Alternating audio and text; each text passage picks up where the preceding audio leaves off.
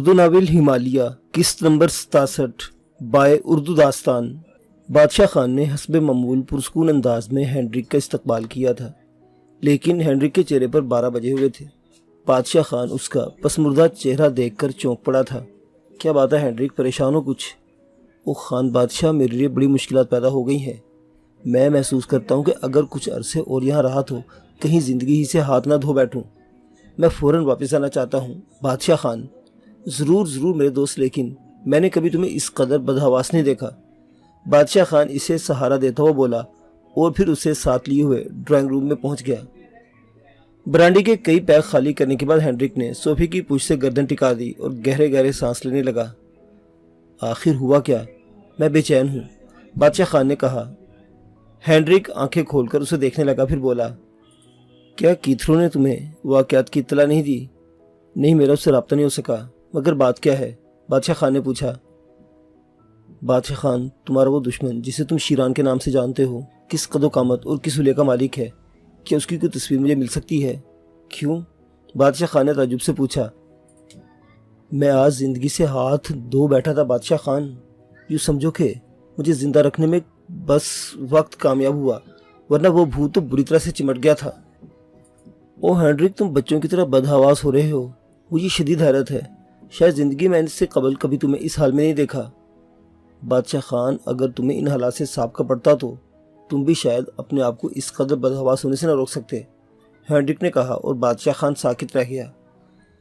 چند لمحات اس کے منہ سے آواز نہ نکل سکی، پھر ایک گہری سانس لے کر اسے خود کو سنبھالا اور متحیرانہ لہجے میں بولا، میں ایک ضروری کام سے گیا ہوا تھا، اس لیے کیتھرو سے رابطہ نہ ہو سکا، لیکن شیران، اسے تم سے کیا دشمنی ہو گئی؟ میں نہیں جانتا بادشاہ خان، لیکن میں محسوس کرتا ہوں کہ تمہارے علاقے میں آنے کے بعد میں غیر محفوظ ہوں۔ تم میری صحیح طور سے حفاظت نہیں کر سکے۔ بادشاہ خان، اگر وہ اپنی کوشش میں کامیاب ہو جاتا تو باقی معاملات سے تو مجھے کوئی سروکار نہ رہتا، میں تو اپنی جان سے گیا تھا۔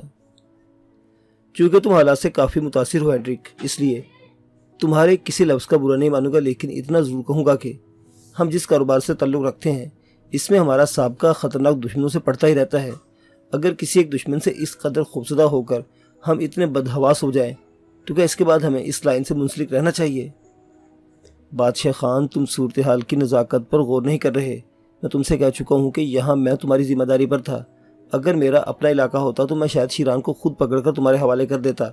یہاں یہ سب کچھ تمہاری ذمہ داری ہے اور تم اپنی ذمہ داری نہیں نبھا سکے۔ میں صرف اس وقت کی بات کر رہا ہوں۔ ممکن آئندہ تم میرے لیے کوئی بہتر بندوبست کر سکو، لیکن اس وقت اگر ذرا سے بھی چوک ہو جاتی تو میری زندگی محال تھی، ہینڈرک نے خشک لہجے میں جواب دیا۔ ہاں، میں سمجھ رہا ہوں تمہاری باتوں کو۔ ٹھہرو ایک منٹ، بادشاہ خان نے کہا اور اپنی جگہ سے اٹھ گیا اور ڈرائنگ روم سے باہر نکل گیا۔ اس کی رفتار خاصی تیز تھی۔ وہ اپنے مخصوص کمرے میں پہنچ گیا، پھر اس نے تیزی سے میز کی دراز کھولی۔ دراز کے نچلے حصے میں ایک ٹرانسمیٹر سیٹ رکھا ہوا تھا۔ اس نے ٹرانسمیٹر سیٹ نکال کر میز پر رکھا اور ادھر ادھر دیکھ کر اس کا بٹن آن کر دیا۔ چند لمحات تک انتظار کرتا رہا اور اس کے بعد دوسری طرف سے ایک ہلکی سی آواز ابھری، کیا ڈرامہ ہو رہا ہے کیتھرو؟ مجھے اس کا علم کیوں نہیں ہے؟ بادشاہ خان کی غراہٹ ابھری۔ میں نے آپ سے رابطہ قائم کیا تھا جناب، لیکن آپ تشریف نہیں رکھتے تھے۔ باقی تفصیل بعد میں بتانا، فی الحال انتہائی مہارت سے ایک کام کرو، ہینڈرک کی رہائش گاہ پر جاؤ، ہینڈرک کے کمرے سے اس کا پاسپورٹ اور دوسرے قیمتی سامان حاصل کر لو اور خاموشی سے اپنے ٹھکانے پر واپس لوٹ جاؤ۔ بہتر جناب۔ کیتھرو کی آواز کسی قدر تحیر زدہ تھی، لیکن بہر طور اس نے بادشاہ خان کے احکامات پر سر جھکا دیا تھا۔ بادشاہ خان نے ٹرانسمیٹر آف کیا اور مسکراتا ہوا ہینڈرک کے پاس پہنچ گیا۔ ہینڈرک برانڈی کا ایک اور پیگ لے رہا تھا۔ بادشاہ خان مسکراتا ہوا اس کے پاس بیٹھ گیا۔ مسٹر ہینڈرک، ممکن ہے تھوڑی دیر کے بعد تم شیران کی موت کی اطلاع سن لو۔ میں نے اپنے خصوصی اسکواڈ کو اس کام پر مامور کر دیا ہے۔ ہینڈرک نے کوئی جواب نہ دیا اور برانڈی حلق میں انڈیل لی۔ پھر اس نے ہونٹ پونچھتے ہوئے کہا، بادشاہ خان پلیز میری بات کا برا مت ماننا، میں اب تم سے رخصت ہونا چاہتا ہوں۔ میں یہاں کے حالات سے واقعی خاصا الجھ گیا ہوں، مجھے یقین ہے کہ تم مجھے روکو گے نہیں۔ مسٹر ہینڈرک، اگر آپ جانا چاہتے تو یقیناً میں آپ کو نہیں روکوں گا، لیکن میری خواہش تھی کہ آپ کچھ دن یہاں اور رکتے، کم از کم ہم مارلینوں کے بارے میں کوئی فیصلہ ضرور کر لیتے، کیونکہ مارلینوں اس وقت ہمارے لیے سب سے اہم مسئلہ ہے۔ یقیناً یہی بات ہے، لیکن بادشاہ خان، جو صورتحال پیش آئی ہے کہ اس میں تم مارلینوں کا ہاتھ نہیں سمجھتے۔ 100% سمجھتا ہوں۔ میں اسی پر غور کرتا رہا ہوں اب تک کہ شیران کو براہ راست تم سے کیا دشمنی ہو سکتی ہے، سوائے اس کے کہ مارلینوں نے اسے اپنا دست راست بنا کر تمام صورتحال سے آگاہ کر دیا ہو، اور ممکن ہے مارلینوں ہی نے اسے ہمارے خلاف استعمال کیا ہو، مگر کس طرح؟ مارلینو کو یہاں میری موجودگی کا پتہ کیسے چل گیا تھا؟ یہ بات تم کیسے کہہ سکتے ہو مسٹر ہیڈرک؟ تم کانگو کے علاقے میں گئے تھے، تم نے مارلینو کے بارے میں تفصیلات حاصل کی ہیں، مارلینو کے بارے میں تم مجھے کچھ بتایا بھی ہے۔ اس سے یہ اندازہ ہوتا ہے کہ مارلینو اب بہت بڑی قوت حاصل کر چکا ہے۔ ممکن ہے اسے کسی طرح یہ علم ہو گیا ہو کہ تم کانگو آئے تھے اور اس کے بارے میں معلومات حاصل کرتے رہے ہو۔ ان حالات میں اپنے مقامی انچارج یعنی شیران ہی کو اس بارے میں اطلاع دے سکتا تھا اور اس کے لیے ہدایت جاری کر سکتا تھا۔ ہینڈرک کو ہلاک کر دیا جائے۔ بات وہیں پہنچ جاتی ہے مسٹر ہینڈرک کے، مارلینو ہمارا دشمن ہے اور وہ ہمارے خلاف صف آرا ہو گیا ہے۔ ان حالات میں نہ صرف تمہیں بلکہ ڈاکٹر بریٹو کو اور دوسرے تمام لوگوں کو بھی یہاں جمع ہونا چاہیے تاکہ ہم مارلینو کے خطرے سے نمٹنے کے لیے کوئی مؤثر کارروائی کر سکتے۔ مجھے اس کا انکار نہیں ہے، لیکن اس کے لیے تم مجھے اتنی اجازت تو دو گے بادشاہ خان کہ میں اپنے بہترین آدمیوں کو لے کر یہاں پہنچ جاؤں۔ ہاں، اس میں کوئی حرج نہیں، کیونکہ تم اس سلسلے میں بہت زیادہ متاثر نظر آ رہے ہو، اس لیے میں تمہیں زیادہ نہیں روکوں گا۔ البتہ میری خواہش ہے مسٹر ہینڈرک کہ تم بہت جلد یہاں واپس پہنچ جاؤ، اور میں اس سلسلے سے متعلق تمام لوگوں کو یہاں طلب کر کے صورتحال ان کے سامنے رکھ دوں گا۔ اگر مارلینو زندہ رہا اور اسی انداز میں رہا تو ہمیں بہت بڑے نقصانات سے دوچار ہونا پڑے گا۔